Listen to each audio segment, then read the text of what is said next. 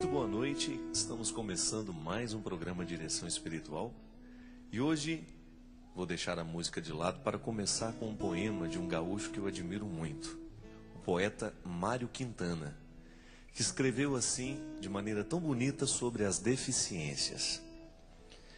Deficiente é aquele que não consegue modificar a sua vida, aceitando as imposições das outras pessoas e da sociedade em que vive, sem ter consciência de que é dono de seu destino. Louco é quem não procura ser feliz com o que possui. Cego é aquele que não vê o seu próximo morrer de frio, de fome, de miséria, e só tem olhos para os seus míseros problemas e pequenas dores. Surdo é aquele que não tem tempo de ouvir o desabafo de um amigo ou o apelo de um irmão, pois está sempre apressado para o trabalho e quer garantir os seus tostões no fim do mês. Mudo é aquele que não consegue falar o que sente e se esconde por trás das máscaras da hipocrisia. Paralítico é quem não consegue andar na direção daqueles que precisam de sua ajuda. Diabético é aquele que não consegue ser doce. Anão é aquele que não sabe deixar o amor crescer. E, finalmente, a pior das deficiências é ser miserável. Porque miseráveis são todos aqueles que não conseguem falar com Deus. A amizade é um amor que nunca morre. Este é o poeta Mário Quintana falando com muita sabedoria a respeito das deficiências. É interessante que nós humanos, nós nascemos inacabados. De todos os seres vivos, nós somos os que nascemos mais incompletos. O nosso processo é lento. Você nasce e não é capaz de ficar em pé. Diferente de um animal, de um cavalo, por exemplo. O filhote já nasce com muito mais autonomia do que um ser humano.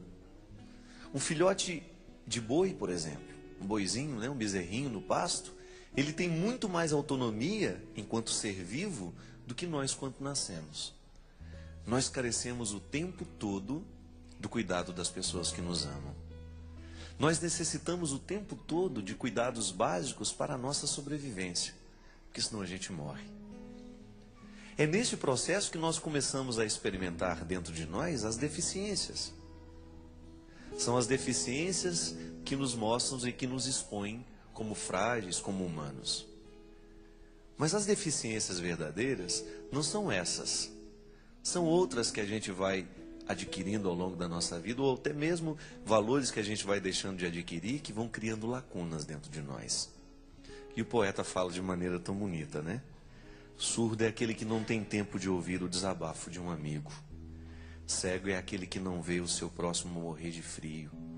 Louco é quem não procura ser feliz com o que possui. Paralítico é quem não consegue andar na direção daqueles que precisam de ajuda. Eu já encontrei muita gente com deficiências físicas, mas com deficiências físicas que não foram capazes de atingir a sua alma. São pessoas que estão vivas, que estão dando um testemunho maravilhoso de vida ali, presos numa cadeira de roda ou até mesmo numa cama. Como é o caso da Cristina lá de Aracaju, que certa vez comoveu o Brasil inteiro com seu testemunho, sem dizer uma única palavra. Uma mulher que não tem movimento nenhum no corpo, só mexe os olhos, e é com os olhos com que ela fala. Deficiência na Cristina? Não. Porque a alma está em socorro o tempo todo do corpo que sofre e do corpo que já não pode. Do contrário, em outras situações contrárias, a gente descobre pessoas em são estado de saúde com inúmeras deficiências na alma. É a vida e seus contrários. E a gente o tempo todo precisando passar pela experiência de descobrir onde é que estão as nossas deficiências. Eu me recordo que uma vez o Padre Léo testemunhou de maneira muito bonita, assim, num encontro que a gente estava participando com ele em Brusque. Ele estava contando uma história de uma moça deficiente que ele encontrou, que ela tinha defeitos em todo o corpo, muitos defeitos. E no momento de oração, de agradecimento, diz que ela rezou assim: eu queria agradecer a Deus porque os meus maiores defeitos eu não posso esconder. Os meus maiores defeitos estão todos à mostra. Um jeito interessante, né, de lidar com a deficiência. Um jeito interessante de lidar com a desarmonia do corpo. Buscando a harmonia interior. Buscando esta que verdadeiramente faz diferença no mundo. A harmonia interior, esta arquitetura da alma que pode ser cada vez mais bonita. A vida espiritual cuida da arquitetura da alma. Eu sempre digo aqui, nós precisamos sempre cuidar do corpo. O corpo é um instrumento por onde Deus passa, é através dele que nós temos a saúde, é através dele que nós temos a disposição para o trabalho, é através dele que amamos, que somos amados, que realizamos projetos.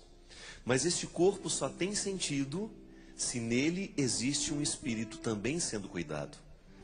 E eu volto a dizer, aquela perspectiva bonita do autor Nuno Cobra, naquele livro que recomendei aqui, Semente da Vitória, quando ele diz que uma espiritualidade só pode ser completa à medida em que ela cuida do corpo, e que uma fisiologia também só pode ser completa a partir do momento que ela cuida do espírito. Essa junção bonita, que vai fazendo com que as nossas deficiências mais internas, que a gente vai sanando essas deficiências, porque nós não queremos ter deficiência na nossa saúde, por exemplo. Estou num processo de adoeci nessa última turnê. Estou no processo de recuperação. Eu tenho que dar ao corpo o descanso que ele precisa. Muitas vezes nós também estamos cansados por dentro. É o cansaço da alma, aquele que a olheira não mostra, mas que de alguma maneira nós podemos perceber em nós. São os cuidados com as nossas deficiências. E hoje nós queremos pedir a Deus que, quem sabe, através de alguma palavra que aqui for dita, nós possamos corrigir essas deficiências dentro de nós.